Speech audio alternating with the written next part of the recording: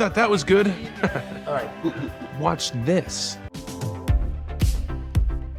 Hey, welcome back to ScreenCrush. I'm Arey. So we got an advanced copy of the Guardians of the Galaxy Volume 3 Blu-ray, and it is filled with new reveals, Easter eggs, deleted scenes, and teases for a sequel in the Marvel Cinematic Universe. So I'm going to break down all these new Easter eggs, the deleted scenes, and explain exactly what we can expect from the next Guardians of the Galaxy film and from the High Evolutionary. Wait, he's alive? Yes, and we're going to talk about what could happen next for the best villain of the multiverse saga so far. But first, let's break down some of these new Easter eggs. In the featurette, James Gunn has an interesting way of describing this movie. I said this is the biggest movie ever made about a raccoon accepting the fact that he's a raccoon, which is really what the heart of Guardians of the Galaxy Volume 3 is. Gunn then went on to describe his trilogy. The first film was about the mother, the second film is about the father, and this film is about the self. It's about Rocket accepting who he really is and finally learning to love himself so he can love others. So right away in the audio commentary, Gunn revealed that Nowhere is the largest set ever built for a Marvel movie. And that's saying something because there were parts of the Avengers Age of Ultron set that Joss Whedon never even saw. I literally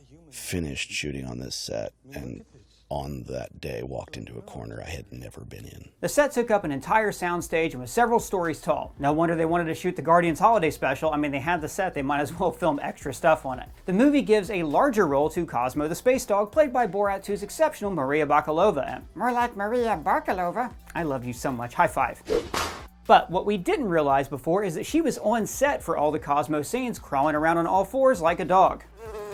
Ah, geez, man, I hate flies. Get that stupid fly out of here. Hey, Doug, calm down. Don't get your underwear all in a bunch. Wait, what is that anyways? I hear that word all the time. What, underwear? You don't wear underwear? No, I'm pretty much always Pooh Bear in it. Oh, well, I'll show you. Hang on. See, these are my boxers. How?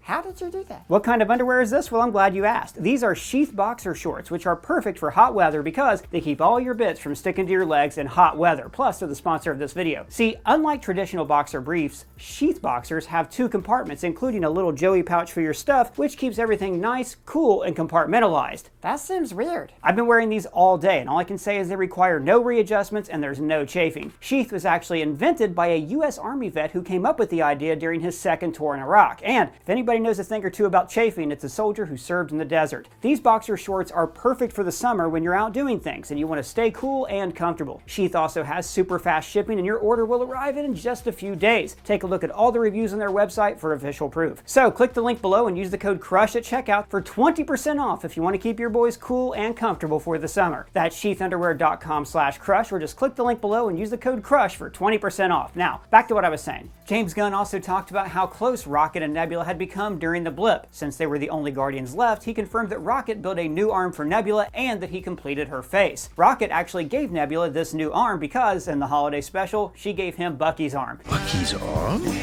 In fact, there's a really sad moment later in the audio commentary where Gunn reveals why Rocket wanted prosthetic limbs. That dude there. I need his prosthetic leg. Okay, how much for the arm? So, in the audio commentary, shortly after Rocket's anger got his friends killed, Gunn says, I mean, he's the guy that wants somebody's arm, right?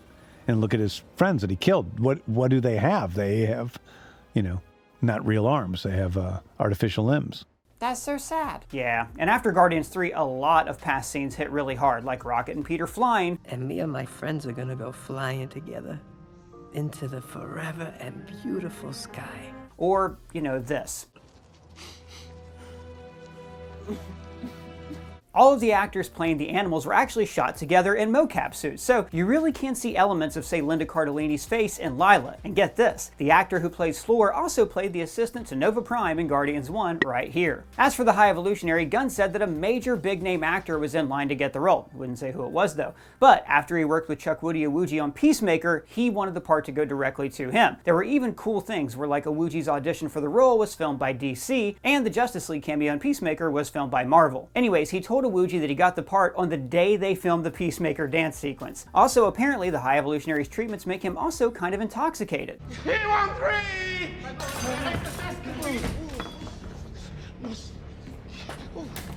which I thought was interesting because when you go back and look, every time he acts irrationally or makes like a huge mistake because he's angry, it's usually right after one of his treatments. The spaceship, the Bowie, is another practical set that was 2 stories tall. It allowed them to move the camera much more freely on set, as opposed to like a green screen or filming in the volume. This is great because it's important to give fantastical movies like this a real texture, so we the audience have some kind of attachment to the real world. When the Ravagers show up, Martin X is still played by Smallville's Michael Rosenbaum, an old friend of James Gunn's. But Gunn didn't like his look in the Guardians 2 post-credits scene, so he revamped him. And I was surprised to hear that Gunn loved writing the new Gamora most of all out of all the characters. He could have been really bitter that she was killed in Infinity War and like cut his trilogy short, but instead he said that it was a blast to give her that same violent edge that she started the trilogy with. Sean Gunn provided the voice for young Rocket, which is so cool because Sean has always been the stand-in for Rocket on set. So just as he was the original Rocket when they filmed, he was the original voice for Rocket when he was a kid. Also, the jaw movement of the young Rocket was based on James Gunn's dog. Now a lot of you probably know that one of Gunn's dogs appeared in the Morag hologram in Guardians 1 right here. Man, that's awesome. He's the best. Nathan Fillion has been in every James Gunn movie, and apparently all of his interplay with his employee here I thought you said something else. Shut up.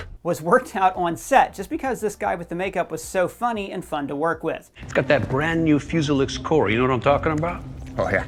Really, because I just made that up. Which was great because this is some of my favorite banter in the movie. He's the boss's nephew. He's a little... Yeah, I got one of those too. And Gunn also encapsulated the movie really well around this point. And the third movie is about the self. It's about all the things we do to keep ourselves from being ourselves. Like I said before, Rocket has to learn to love himself before he can learn to love others. When they escape the Orgoscope, Mantis causes chaos in the hangar bay, and Gunn in particular pointed out this dancing guy who I never noticed before. He also fully explained how Groot's speech works and why some people understand him and others can't, and why we hear this at the end of the movie. I love you guys. Gunn says that Groot's species is actually telepathic, but you have to get to know the person in order to understand them. In other words, Groot's powers are a function of the movie's theme, empathy. We are Groot. We see this when Gamora finally understands him. I'm Groot. Thanks. Just tell them I'm gonna be right. And finally, when we, the audience, understand him at the end. Blurp is a species called an Asaka, and we actually saw one of them racing in Orlani in the first Guardians in the bar. My Orlani has won, as I wanted all things. Except Blurp is a furry Asaka. He was actually voiced by D. Bradley Baker, who voices all of the clones in the Clone Wars and the Bad Batch, and was Eagly in Peacemaker. Gunn also went into a lot of detail about Adam Warlock that I found fascinating. Now, a lot of you know that I love Adam Warlock. I pitched my idea for an Adam Warlock movie on this channel, and I am looking forward to seeing him being used on a greater scale. But originally, Warlock was going to be in the Aisha role in Guardians 2 as the ruler of the Sovereign. But it was too much for the screenplay to bear, so Gunn wrote him down to just a little tease instead. I think I shall call him Adam. Now, in Guardians 2, originally Warlock was going to carry around a cat, but after Goose was introduced in Captain Marvel, the cat became Blurp in this movie. So on Counter-Earth, they actually created a language for the humanimals that was about 150 words. And get this, the Bat Husband is played by Randy Havens, who played Mr. Clark on Stranger Things. Is that your car in the driveway? Oh. Ew. Gunn also talked about how Rocket has this journey in the movie where he finally starts to do things for other people. Like in the first film, we saw that he had no concept of empathy. We can destroy the galaxy? What are you, some saint all of a sudden? What has the galaxy ever done for you? Why would you want to save it? And then he starts to do nice things for his friends, but this movie ends with Rocket actually helping out strangers, lower life forms, the animals. And I'm not gonna lie, it was tough rewatching the scene where Teefs, Floor, and Lila die. Gunn points out that Rocket's always been a bit of a kleptomaniac. We saw him steal batteries in Volume 2. You want to buy some batteries? And he stole a knife for Thor in Infinity War, and in this movie we see that he's been stealing components to build a key card with. His scene is also tragic because it's like Rocket's original sin. He gets angry after Lila's murder, and he lashes out against the High Evolutionary, causing the deaths of Teefs and Floor. When just a bit earlier in the movie, Rocket was the very model of a docile creature. They're programmed to be peaceful. Like you. The High Evolutionary's main chamber was part set that became CGI at the top, and Gunn admitted he couldn't even tell where the CGI began and ended. In the scene where he confronts Groot and Peter, the High Evolutionary uses gravity against them. So this is to show that he has godlike powers, but earlier in the movie, Rocket used gravity boots, which he also used in his final fight against the High Evolutionary. So this is showing how Rocket is better than the High Evolutionary, somebody who can not only fix problems that the High Evolutionary can't, but who has a greater command over the forces of nature. The poker game is filled with Easter eggs that we missed in our original breakdown. I saw the broker and Howard the Duck, of course, but this guy is the lead singer from the old 97s, the band from the holiday special. And this is Steamy Blue Limber, who was this nowhere dispatcher in Guardians 1. And also notice that Cosmo is using telekinesis to hold up her cards. This guy is my old boss, Lloyd Kaufman, the co-founder of Troma Studios, who also gave Gunn his first shot at screenwriting with Tromeo and Juliet. Wait, you worked for Troma Studios? Dude, everybody's worked for Troma Studios. So have you. So they developed a language for these kids, even though they were mostly just one word. Jube, jube. So like Drax says, Jube means friend, but this species will emphasize something by saying it twice. So Jube Jube means good friend. The controller of this ship was actually designed and created to be a part of the ship, like that's her only function in life, and she can never leave this station. It's a good way of making sure that nobody steals your ship, but what a hellish existence for this thing. What is my purpose? You pass butter.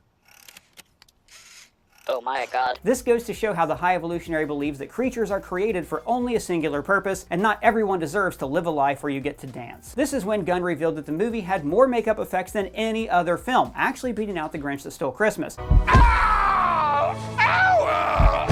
Also, and this is heartbreaking, remember how Guardians 2 opened with them fighting the Obelisk? Well, in the commentary here, Gunn reveals that the Obelisk in Volume 2 was just trying to play with them. It didn't understand that they were trying to hurt it. That's so sad. It really is. So earlier in the movie, Rocket actually died. He met Lila in the afterlife, and then she confirmed that God is real. There are the hands that made us, and then there are the hands that guide the hands. And in this clip with Kraglin where he sees Yondu, Gunn says that this is Yondu calling from the spirit world, not like a hallucination from Kraglin.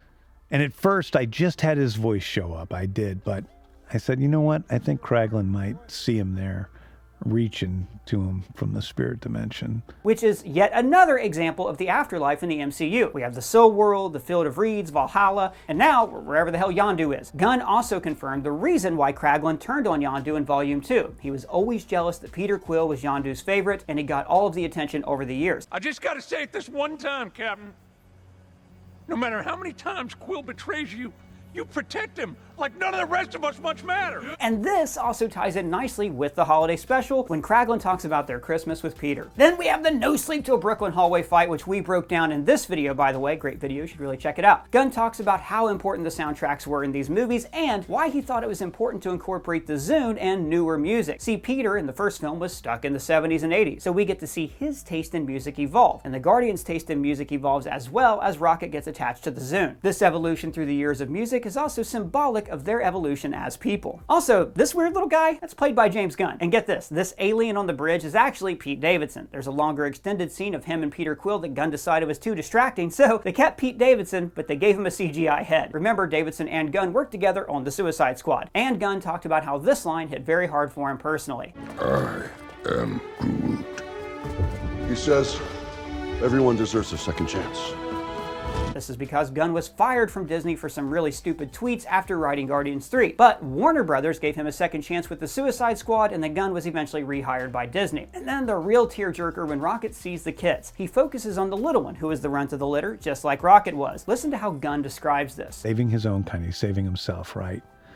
But here he looks around and he sees all the other animals and realizes he is all of them. So the real meaning of all these movies is actually, we are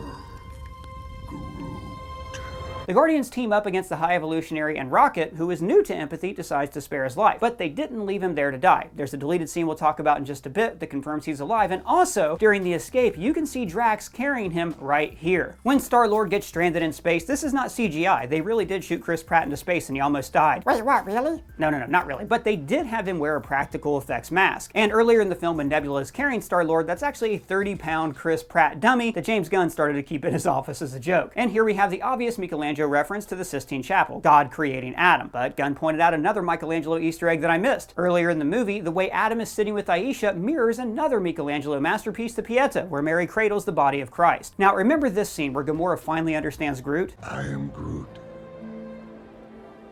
Yeah. It's good working with you two.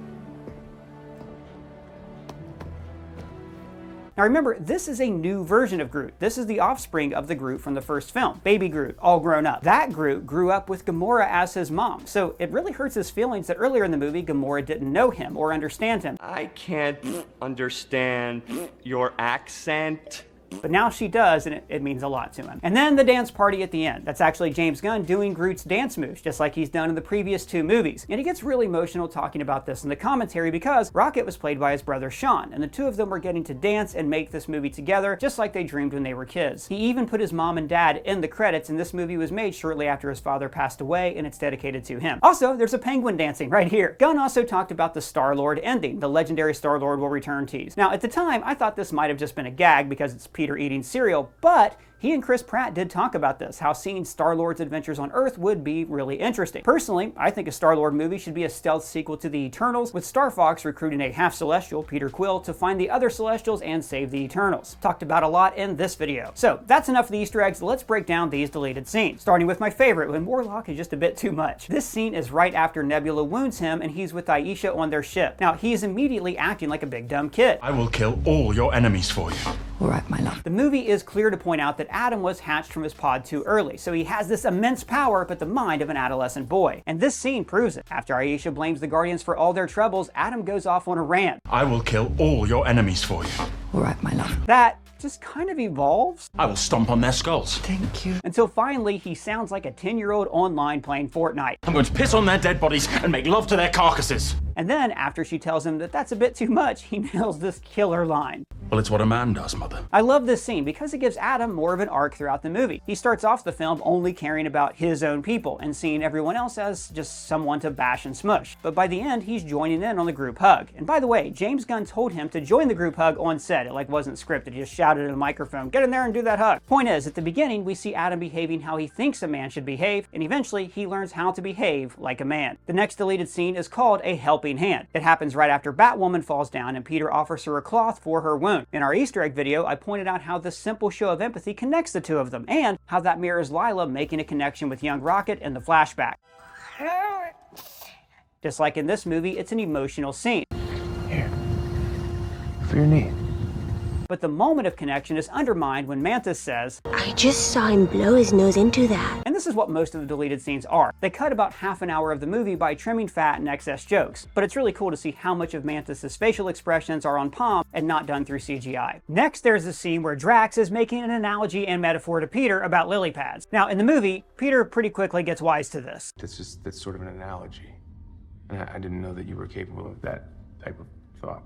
And then the deception falls apart when he sees Mantis. Drax tries to prove that he knows what a metaphor is. And life is like a pond, because like a pond, the atmosphere is comprised of H2O. It goes on for a while, feels kind of loose, a little improvised, although Drax does end with a line that does sum up James Gunn's entire philosophy. Weirdness is everywhere, and life is magic. It must have pained Gunn to cut that line because it's a really, really, really good line. Let's hear it again. Weirdness is everywhere, and life is magic. And then he follows it up with this. I made a poop shaped like a fish.